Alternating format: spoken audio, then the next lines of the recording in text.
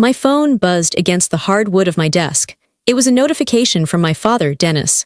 I picked it up, expecting a demand for more money or a complaint about why I hadn't visited lately. Instead, I saw 12 words that changed my life forever.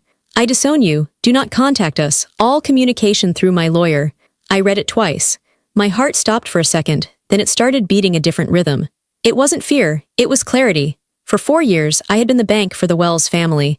I paid the $2,500 mortgage every month. I paid for the business line my brother, Logan, used. I paid the credit card bill my mother, Paula, filled with clothes she didn't need. They thought this text would destroy me. They thought I would beg for forgiveness. But I didn't feel like begging. I felt done. I typed a single word reply. Okay, then I opened my laptop. I didn't call a lawyer. I logged into my bank. I saw the scheduled transfers, the lifeline that kept a roof over their heads.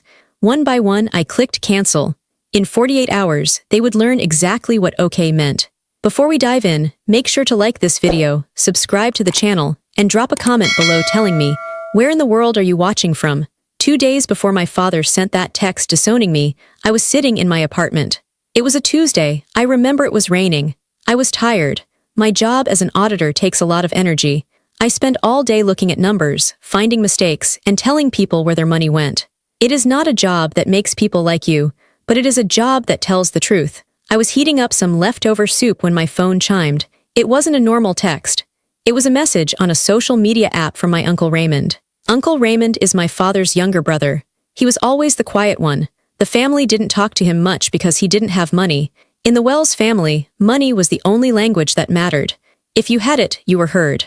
If you didn't, you were invisible. Raymond was invisible. The message was short. You should see this, Cam. I know it hurts, but you need to see it. Attached was a video file. I sat down on my couch. My soup was getting cold on the coffee table. I had a bad feeling in my stomach. It was that heavy feeling you get when you know something is wrong, but you don't know what it is yet. I stared at the play button for a long time. My thumb hovered over the screen. I pressed play. The video was shaky. It looked like it was filmed from a phone resting on a table, hidden behind a glass or a napkin holder. The audio was loud and clattering. I recognized the background immediately. It was the Gilded Steakhouse. It is the most expensive restaurant in our city. It has velvet booths and golden lighting. I saw my family. There was my father, Dennis. He was wearing his expensive navy suit, the one I paid for 3 Christmases ago. Next to him was my mother, Paula. She was wearing pearl earrings and laughing. Across from them sat my brother, Logan. He was leaning back, looking relaxed and arrogant. Aunt Marjorie was there too, clapping her hands. They were eating seafood towers and steaks. There were bottles of wine on the table. It looked like a celebration. I turned the volume up. To the business, Logan said, raising a glass of red wine. And to the new car. My dad laughed. It was a deep, booming laugh. The kind of laugh he used to use with me when I was a little girl, before I became just a bank account to him. To the car, Dad said. He took a big drink. It's a beauty, son, you deserve it. My stomach twisted. Logan didn't have a job. He was 28 years old. He had ideas and projects, but he never had a paycheck. I knew who paid for that car. I didn't pay for it directly, but I paid the mortgage on the family house. That freed up Dad's money to buy things for Logan. It was all the same pot of money. Then, the conversation shifted. I hope Cambria doesn't call tonight, my mother said. She rolled her eyes. She's always so depressing lately, always asking about budgets. She's a bore, Logan said with his mouth full of steak. She thinks because she has a degree she's better than us. She doesn't think, Dad interrupted. He slammed his glass down, but he was smiling, a cruel, mocking smile. Cambria doesn't think. She just pays. The whole table erupted in laughter. Aunt Marjorie covered her mouth, giggling. Dennis, that's terrible, she said, but she was laughing too. It's true, Dad said. He leaned in closer to the center of the table. The camera focus sharpened on his face. I told her the mortgage went up again. Variable rates, I said. The economy is bad, I said. Did she believe you? Logan asked, smirking. Of course she did, Dad said. She's desperate, isn't she? She wants us to love her so bad she'd pay for the air we breathe if I sent her a bill for it. I stopped breathing. I felt like someone had punched me in the throat. She's not a daughter, Dad said, loud and clear. She's an ATM. You punch in a guilt trip and cash comes out. The laughter that followed was the loudest sound I have ever heard. It wasn't just a chuckle.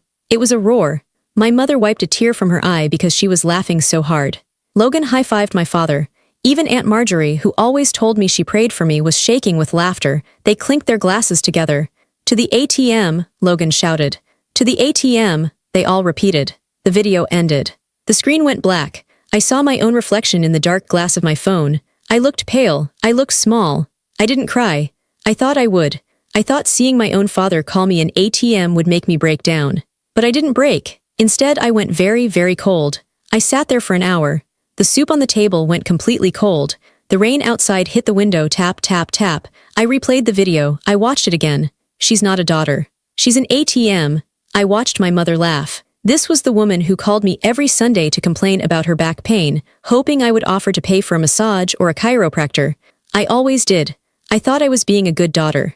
I thought I was helping. I watched Logan, my brother, the one I tutored in high school, the one I defended when he got in trouble. He hated me. He didn't just dislike me, he despised me.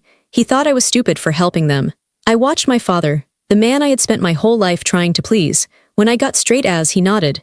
When I got my CPA license, he asked when I'd get a raise. Nothing was ever enough. Now I knew why. You don't love an ATM. You don't thank an ATM. You just use it until it is empty, and then you hit it to see if more comes out. I stood up. My legs felt stiff. I walked to the window and looked out at the streetlights. I thought about the last 4 years. I thought about the vacations I didn't take. I thought about the clothes I didn't buy. I drove a 6-year-old sedan with a dent in the bumper. Logan was driving a new car. I had been paying for their party. I had been paying for them to sit in a velvet booth and mock me. A calmness settled over me. It was a scary kind of calm. It was the calm of a bridge burning down. I picked up my phone and typed a message to Uncle Raymond. "Thank you, Raymond." That was all I said. Then I went to my bedroom. I didn't sleep well that night. I lay awake staring at the ceiling. I heard my father's voice in my head, over and over. Punch in a guilt trip and cash comes out. They thought I was weak. They thought I was desperate for their love. And the sad truth was, they were right. I had been desperate. I had been weak. But they made a mistake. They showed their hand. They forgot that I am an auditor. I deal with facts. I deal with evidence. And now I had the ultimate evidence. They thought I was an ATM, but ATMs can run out of money. And sometimes, ATMs shut down. 2 days later, the text from my dad came. "I disown you." It was probably because I hadn't called them back fast enough after seeing the video. He wanted to punish me. He wanted to scare me into paying more. He didn't know I had seen the video. He didn't know the ATM was already out of service. To understand why I sent that simple "okay," you have to understand the money. It wasn't just a few dollars here and there. It was a slow bleed that nearly drained me dry. It started 4 years ago. I was 24. I had just gotten my first big promotion at the firm. I was so proud. I went to my parents' house for dinner to celebrate. I brought a nice bottle of wine. We sat at the kitchen table. The mood was heavy. My dad was sighing a lot. My mom was pushing her food around her plate. "What's wrong?" I asked. I was young and naive. I wanted to fix things. "It's the business," Dad said. He ran a small consulting firm. "Clients are drying up. The market is tough, Cambria, real tough." He looked at me with sad eyes. My dad had blue eyes like mine. He knew how to make them look watery and tragic. "We might lose the house," Mom whispered. That terrified me. That house was where I grew up. It was the center of our family. "How much?" I asked. "The mortgage is $2,500 a month," Dad said. "We just need a little help, just for a few months. Until the market turns around." "A few months," that's what he said. I wrote the first check right there at the table. $2,500. It was a lot of money for me. It was half my paycheck at the time, but when I handed it to him, he smiled. He hugged me. "You're a good girl, Cam," he said. "You're saving us."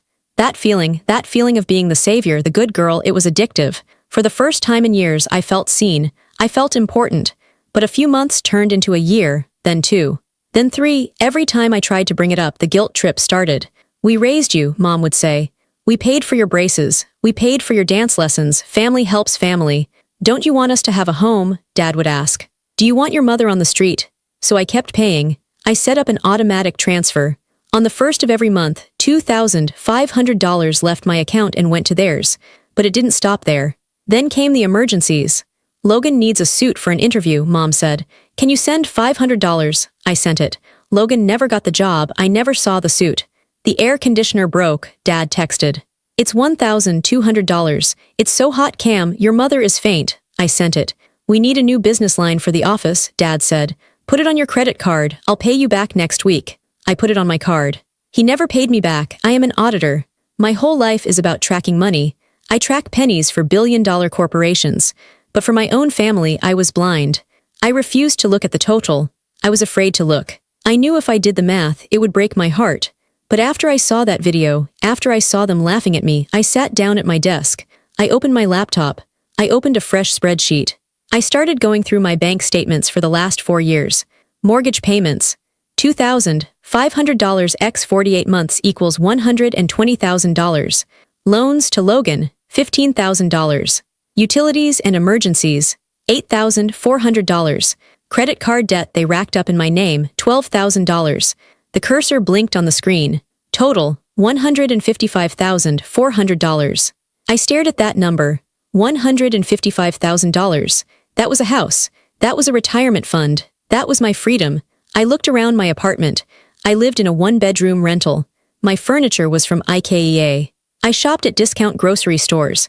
I hadn't bought new clothes in a year because I was saving.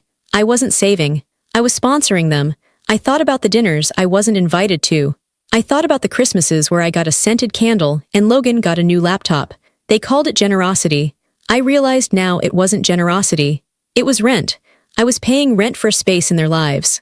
I was paying a subscription fee to be a daughter. And the worst part? The service was terrible. I wasn't getting love. I wasn't getting support. I was getting mocked. I looked at the spreadsheet again. It wasn't just numbers. It was a record of my own stupidity. It was a timeline of my abuse. I felt a strange sensation. It wasn't sadness anymore. It was precision. The auditor in me took over. When I find fraud at work, I don't cry. I document it.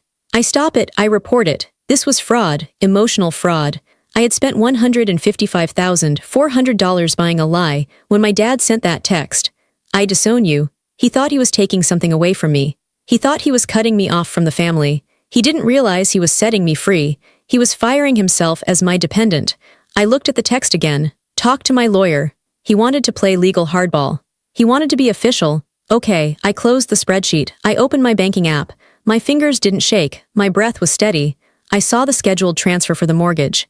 It was set to go out in 2 days. $2,500 pending. I clicked on it. A menu popped up. Edit, skip payment, cancel series. I clicked cancel series. A warning box appeared. Are you sure you want to stop all future payments to Dennis Wells? I spoke out loud to the empty room. Yes, I clicked confirm. Then I went to the credit card portal. I reported the card lost or stolen. Cancel immediately, I typed. I went to the phone provider. I removed the business line from my family plan. It took me 20 minutes to dismantle the financial safety net I had built for them over 4 years. 20 minutes to undo $155,000 worth of effort. When I was done, the screen said, all changes saved. I closed my laptop. The silence in my apartment was deep. They had put a price on their love. They made me pay it every month, but they forgot to read the fine print. I could cancel my subscription at any time, and I just did. For 48 hours, nothing happened. It was the quietest 2 days of my life. I went to work. I did my audits. I drank my coffee. Every time my phone buzzed, I jumped, but it was usually just a work email or a spam call. My family didn't know yet. The banking system is slow. When you cancel a transfer, it doesn't trigger an alarm immediately. It just doesn't arrive. I knew their schedule. The mortgage was due on the 1st. My transfer usually arrived on the 30th. They relied on it like clockwork. They didn't even check for it anymore. They just assumed the ATM was working. I imagined them in their big house. Dad probably watching TV in the recliner I paid for. Mom shopping online with the credit card I just canceled. Logan driving around in his car, wasting gas. They were living on a cliff, and they didn't know I had just removed the bridge. On the morning of the second day, I sat at my desk at work. My coworker, Sarah, walked by. You look intense, Cambria, she said. Big audit? You could say that, I replied. Personal audit. At 10 a.m., my phone lit up. Incoming call, Mom. I stared at it. The ringtone was a cheerful melody I had set years ago. Now it sounded like a siren. I didn't answer. It rang until it went to voicemail. 2 minutes later. Incoming call, Mom. I let it go to voicemail again, then a text message. Mom, pick up the phone. There is a mistake at the bank. I took a sip of my water. I watched the screen. Mom. Cambria, the mortgage payment didn't go through. The account is empty. Fix it now. My heart hammered in my chest. This was it, the confrontation. Part of me wanted to hide. Part of me wanted to transfer the money just to make the shouting stop.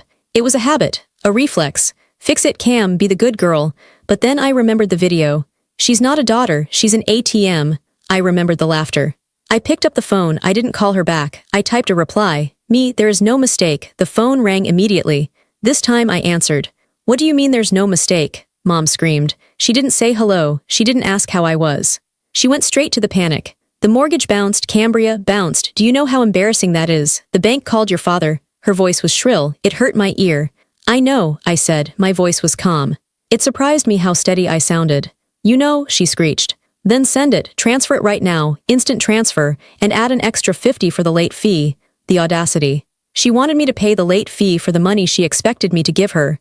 No, I said. There was a silence on the other end, a shocked, heavy silence. What did you say? She whispered. I said no, I repeated. I'm not sending the money. Not today, not next month, never again. Have you lost your mind? She shouted. This is your family, we will lose the house. That's not my problem, I said. Dennis, she yelled away from the phone. Dennis, get on the line. She's refusing to pay. I heard fumbling and then my father's breathing. Cambria, he growled. His voice was low and dangerous. Stop this game, you are hurting your mother. You sent me a text 2 days ago, Dad, I said. What? He sounded confused. He had probably forgotten. He sent texts like that whenever he was moody or drunk. You texted me, I disown you, talk to my lawyer. Oh, for God's sake, he scoffed. I was angry. Don't be dramatic, you know how I get, now transfer the money. No, I said, I'm following your instructions. What instructions? You disown me, I said. That means I'm not your daughter anymore. And if I'm not your daughter, I'm certainly not your bank. You ungrateful little, he started to shout.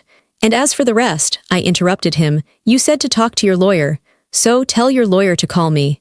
I won't discuss finances with you directly anymore. I don't have a lawyer, you idiot, he roared. I was making a point.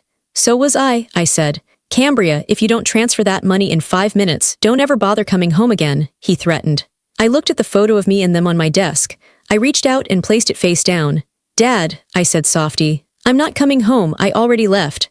I pressed the red button to end the call. My hand was shaking now. But it wasn't from fear. It was the adrenaline of standing up. It was the rush of finally dropping the weight I had been carrying for 4 years. I blocked their numbers. Not forever, maybe. But for today, I needed peace. But peace didn't come. The avalanche came. I thought blocking their calls would stop them. I was wrong. Entitled people are like water. If you block one path, they find another. They will seep through cracks, under doors, through the ceiling. My phone started buzzing with notifications from apps I hadn't blocked yet. WhatsApp, Messenger, Instagram, even LinkedIn. It started with Logan. Logan, Instagram DM, WTF is wrong with you? Mom is crying. Dad is breaking things in the kitchen. Put the money back. Logan, you think you're special? You're pathetic. You're ruining this family over a temper tantrum. Logan, Dad says he's going to come to your office. You better fix this. I read the messages like an anthropologist studying a primitive tribe. Notice the language, not I'm sorry, not let's talk, just demands, insults, threats. They didn't ask why I did it. They didn't care about my feelings. They only cared that the tap had run dry. Then came Aunt Marjorie. She was the family peacekeeper. That's what she called herself. But really, she was just the enabler. She smoothed things over so the abuse could continue comfortably. Aunt Marjorie, Facebook, Cambria, sweetheart. I heard there is some trouble. Your mother is very upset. Whatever childish game this is, please end it. You know your father has high blood pressure. Do you want to be responsible for a heart attack? Be the bigger person. God watches those who honor their parents. I laughed out loud in my quiet office. Be the bigger person. That's what people always tell the victim. They never tell the bully to be a better person. They tell the victim to be the bigger person, to swallow the pain so everyone else can stay comfortable. I didn't reply. Then the emails started. My work email. From Dennis Wells, subject. Urgent financial matter, Cambria. This has gone too far. The credit card was declined at the gas station. I looked like a fool. I tried to call the business line and it's dead. You have cut off essential services. This is illegal. It is elder abuse. If you don't restore access by 5 p.m., there will be consequences. Elder abuse. He was 55 years old and perfectly healthy. He just didn't want to work. I sat back in my chair. I looked at the word consequences. They really thought they had power over me. They thought their anger was a currency I was afraid of. For years, it was. I used to pay anything to avoid their anger. But now, their anger looked different. It looked impotent. It looked like a toddler screaming because the candy was taken away. I didn't feel isolated anymore. I felt powerful. I realized something important in that moment. A realization that changed my whole perspective. They weren't grieving the loss of me. They weren't sad that Cambria, the person with thoughts and feelings, was gone. They were grieving the loss of my wallet. If I had died yesterday, but my life insurance paid out $1 million, they would have been happier than they were right now. That thought hurt. It stung like a paper cut right on the heart, but it was a clean pain. It was the pain of the truth. I opened a folder on my computer. I dragged the video file, Family Dinner Info, into it.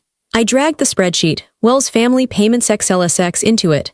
I took screenshots of Logan's abusive texts, dragged them in. I took a screenshot of Dad's email about elder abuse, dragged it in. I was building a file. My father threatened consequences. He threatened a lawyer. I decided to give him exactly what he asked for. I opened a new email draft. I typed my father's email address in the to field. I added my mother. I added Logan. I added Aunt Marjorie. Then I paused. I thought about the friends of influence my dad liked to brag about, the people he played golf with, the people he tried to impress with his fake success. I added his business partner, Mr. Henderson. I added the pastor of their church, who Aunt Marjorie loved to gossip with. I added Uncle Raymond. The subject line needed to be simple, direct. Subject: financial support for Dennis Wells. I began to type. I didn't write a long, emotional letter. I wrote like an auditor.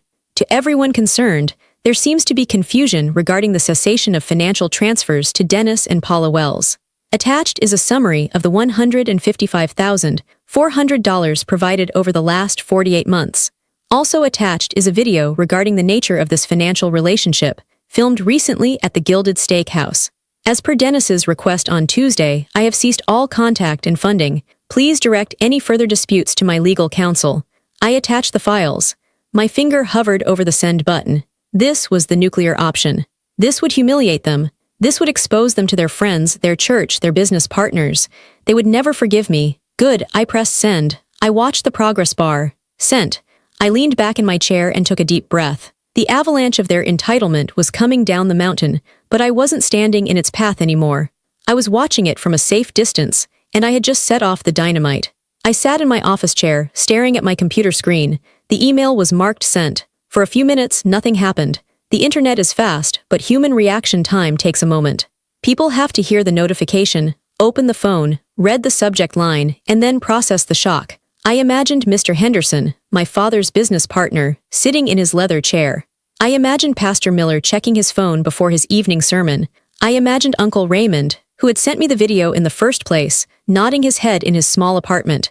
Then, the detonator went off. My phone didn't ring. It vibrated so hard and so fast against the desk that it sounded like a drill. The first notification wasn't from my family. It was from Mr. Henderson. He replied all. From Robert Henderson to Dennis Wells, Cambria Wells, and others subject.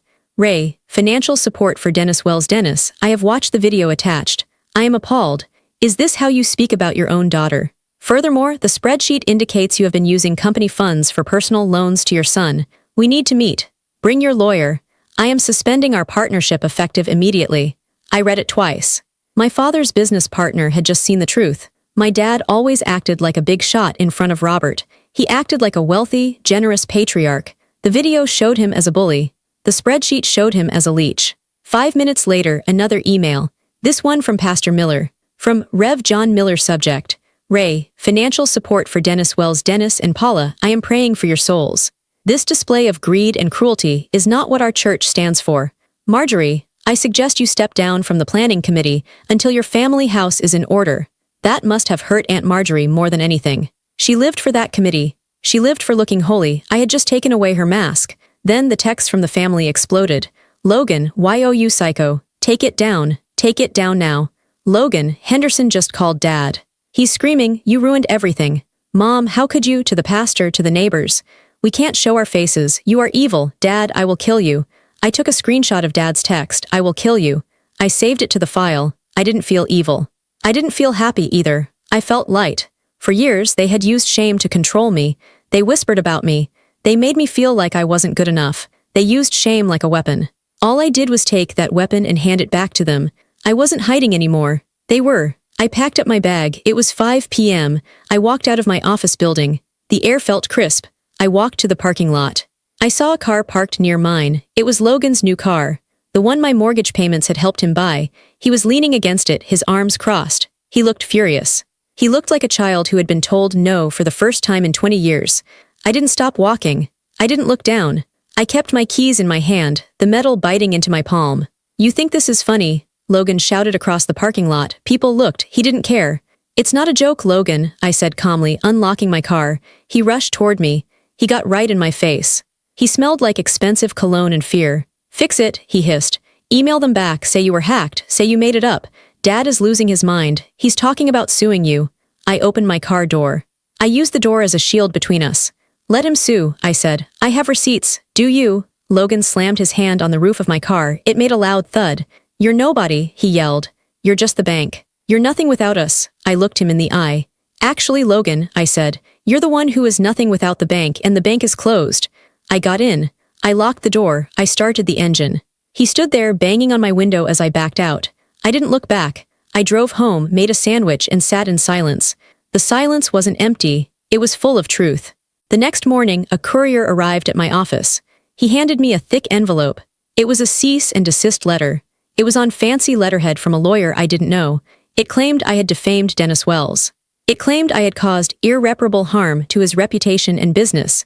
It demanded a public apology and $50,000 in damages for emotional distress. I almost laughed. They wanted me to pay them for the distress of me stopping paying them, but I knew I couldn't handle this alone. I needed a shark. I called Allison Burke. Allison was a legend in our city. She didn't handle petty family squabbles. She handled corporate fraud and high-stakes litigation. She was expensive, but I had money now. I wasn't paying a $2,500 mortgage for people who hated me anymore. I met her in her office. She was a sharp woman with gray hair and eyes that missed nothing. I laid everything out on her desk. The spreadsheet, the video, the abusive texts, the death threat from my father, the cease and desist letter. She read the letter and snorted. This is garbage, she said. They don't have a case for defamation. Defamation requires the statement to be false. The video is real. The bank transfers are real. Truth is the ultimate defense. She looked at the spreadsheet again. Her finger traced the lines. Cambria, she said, her voice changing. This isn't just about a family mooching off you. Look at these dates. She pointed to a series of deposits into my father's account that I hadn't noticed. They didn't come from me. I ran a preliminary background check on your father when you called, Allison said. Standard procedure. Your father is the treasurer for the Hope for Holly Foundation, right? Yes, I said. Holly was a neighbor's kid who had leukemia. She passed away last year. Dad manages the community fund for other sick kids. Allison slid a paper across the desk. These deposits into his personal account matched the withdrawals from the charity fund exactly. And here, she pointed to a payment I made. You paid $2,500 for the mortgage on November 1st. On November 2nd, he withdrew $2,500 from the charity fund. He double-dipped. He used your money for the house and stole the charity money for something else. I felt sick. My stomach turned over. How much? I asked. Over the last 2 years. About $60,000, Allison said. I sat back stunned. My father wasn't just a bad dad. He was a criminal. He was stealing from children with cancer. He was using me to cover his tracks, I realized. As long as I paid the bills, nobody looked at his accounts. He looked solvent. He looked respectable. Exactly, Allison said. You weren't just the ATM, you were the smoke screen. She leaned forward. We aren't going to respond to this cease and desist letter, Cambria. We are going to file a countersuit. And I have a legal obligation to report this embezzlement to the district attorney. If you report it, he goes to prison, I said softly. He stole from dying children, Cambria, Allison said firmly. He is threatening to sue you to silence you because he is terrified. If you back down, he wins. If we push forward, the whole house of cards falls. I thought about Holly, the little girl who died. I thought about my father laughing at the steakhouse. Do it, I said. 2 days later, Allison called me. It's worse than we thought, she said. I found the receipts. That new car Logan is driving, it wasn't bought with business profits. It was bought with the charity money. Your brother is driving a stolen vehicle, technically. Does Logan know? His signature is on the title transfer documents alongside your father's. He's an accomplice. I closed my eyes, my brother. My father, they were in this together. They were partners in crime, and I was the fool paying the electric bill so they could read the stolen money in the light. What happens now? I asked. Now, Allison said, we wait for the police to do their job, and you stay safe, because when the police knock on their door, they are going to blame you. The legal machine started turning, but the emotional fallout was hitting closer to home. 3 days after I hired Allison, my phone rang. It was my cousin Tessa. Tessa was 22. She was Aunt Marjorie's daughter. We used to be close when we were kids, but she had pulled away in recent years. She stopped coming to family holidays. She moved 2 towns over and barely spoke to anyone. I hesitated, then answered. Cambria, her voice was shaking. Hi, Tessa. If you're calling to tell me to apologize to Dad, I'm hanging up. No, she cried out. No, that's not it. I saw the email, the one you sent to the family. I'm sorry you had to see that, I said. Don't be sorry, Tessa said. She was crying now. God, Cambria, you're the only one who ever stood up to him. What do you mean? Uncle Dennis, she sobbed. He's a monster. I gripped the phone. What did he do, Tessa? When I was 17, she whispered. I was staying at your house for the summer. Remember, you were away at college. I remember. He used to come into the guest room, she said. Her voice was so quiet I could barely hear it. He didn't force me, not physically. But he would sit on the bed. He would touch my hair. He would tell me how pretty I was and how I owed him for the food I was eating. He made me feel dirty. He made me watch him change clothes. I felt a cold rage spread through my chest. My father, did you tell anyone? I asked. I told my mom, Tessa said. I told Aunt Marjorie. And she told me to hush, Tessa said bitterly. She said Dennis is a good man, a provider. She said I was being dramatic and I shouldn't ruin the family reputation. She made me apologize to him for tempting him. I closed my eyes. The whole family. It wasn't just Dennis. It was Marjorie. It was the silence. They protected the predator and blamed the victim, just like they did with me and the money. I'm so sorry, Tessa, I said. I didn't know. I know you didn't, she said. But when you sent that email when you exposed him, I felt like I could breathe for the first time in 5 years. You broke the spell, Cam. That evening, another call came. It was Dana, my late mother's best friend. I hadn't spoken to her since Mom's funeral. Cambria, she said. I heard what's happening. The gossip is all over town. I guess I'm the villain of the town now, I said tiredly. No, Dana said sharply. You are your mother's daughter. But you are stronger than she was. What do you mean? Your father did this to her too, Dana said. Not the money, well, that too, but the spirit. He broke her, Cambria. Before you were born, your mom had a career. She was a teacher. She had her own savings. Dennis slowly took it all. He convinced her she was stupid with numbers. He took her paycheck for safekeeping. He isolated her from her friends. He made her dependent on him, then mocked her for being dependent. Dana sighed. She wanted to leave him a dozen times, but she had no money. He had hidden it all. She stayed because she was trapped. You got out. You broke the cycle. I hung up the phone and sat on my floor. I realized then that my story wasn't unique. I wasn't just a daughter who was treated badly. I was part of a pattern. My father was a black hole. He consumed everyone around him. My mother, Tessa, the cancer patients, me. He took our money. He took our confidence. He took our safety. And everyone else, Mom, Logan, Aunt Marjorie, they were just moons orbiting the black hole, too afraid to fly away, so they helped him pull others in. I wasn't just an ATM. I was a battery. And I had finally unplugged myself. I felt a deep, profound sadness for the little girl I used to be, the girl who tried so hard to get straight as so Daddy would smile. I was trying to please a man who was incapable of love, only capability of consumption. But alongside the sadness, there was steel. Allison called me late that night. The district attorney is moving, she said. They got a warrant for his bank records. They found the transfers to Logan. They are issuing arrest warrants tomorrow morning. For both of them. Yes, conspiracy, embezzlement, and wire fraud. Okay, I said. Are you okay, Cambria? I will be, I said. Just tell me when it's done. It was raining again. It seemed fitting. I was in my apartment, packing a bag. I was planning to go stay at a hotel for a few days. I didn't want to be home when the news broke. I didn't want reporters on my lawn, but I was too slow. At 8 p.m., there was a frantic knocking at my door. Bam, bam, bam. It wasn't the police. The police knock with authority. This was the knock of desperation. I looked through the peephole. It was my father. He looked terrible. He was wearing the same suit from the video, but it was wrinkled and stained. His tie was loose. His face was gray and unshaven. He looked 20 years older than he had in the steakhouse video. Cambria, open the door, he yelled. His voice cracked. I didn't open it. I kept the chain on. I cracked it open 2 inches. Go away, Dennis, I said. I didn't call him Dad. They're coming for me, Cam, he gasped. He pushed his face near the crack. I smelled alcohol and sweat. The police. Henderson called me. He told them everything. They're going to arrest me. I know, I said. You have to help me, he begged. You're an auditor. You know how to fix books. You can say it was a mistake. You can say you authorized the loans. Please, I'm your father.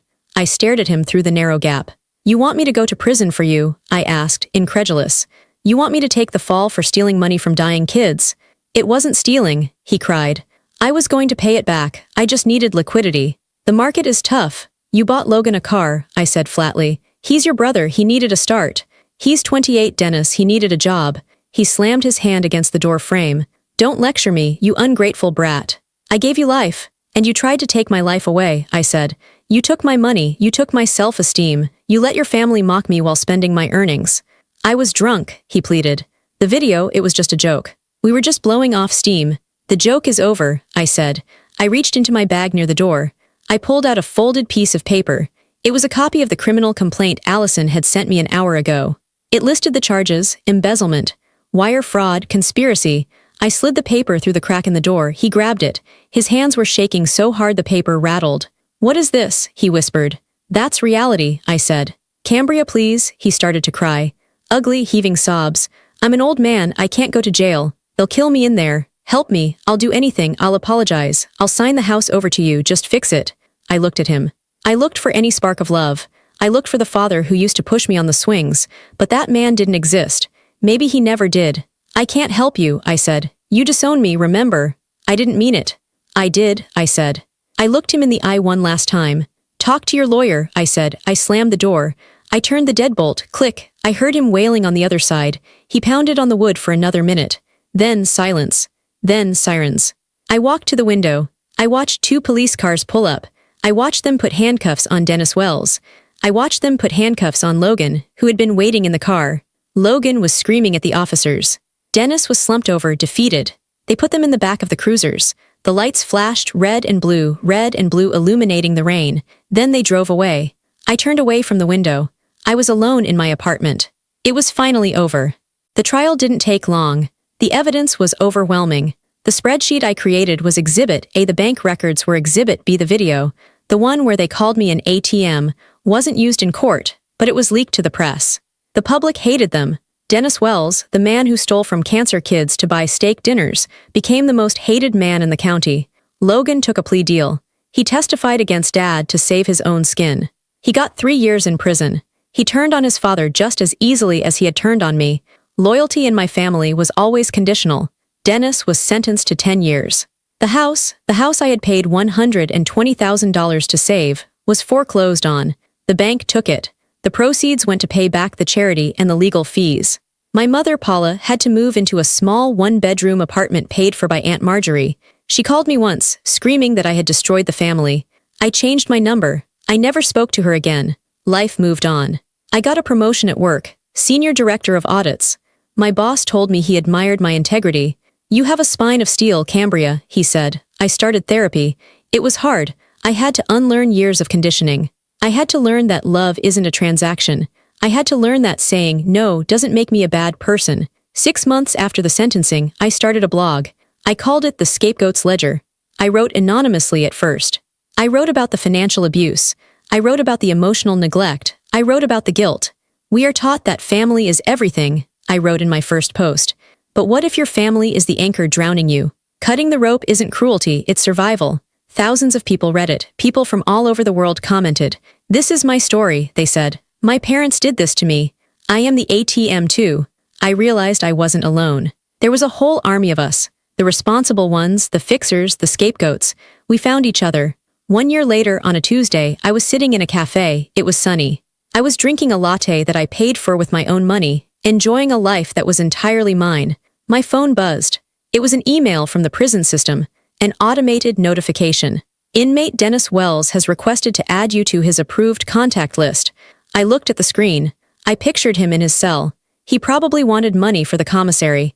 He probably wanted to guilt me into visiting. I didn't feel angry. I didn't feel sad. I felt nothing. He was just a name on a screen, a bad investment I had written off. I clicked the link. Reject request. A box popped up. Are you sure? I smiled. Okay, I whispered. I clicked yes. Then I put my phone down, picked up my book, and enjoyed the silence. It wasn't the silence of fear anymore. It was the silence of freedom. The balance was restored. The ledger was closed. And for the first time in my life, I was in the black.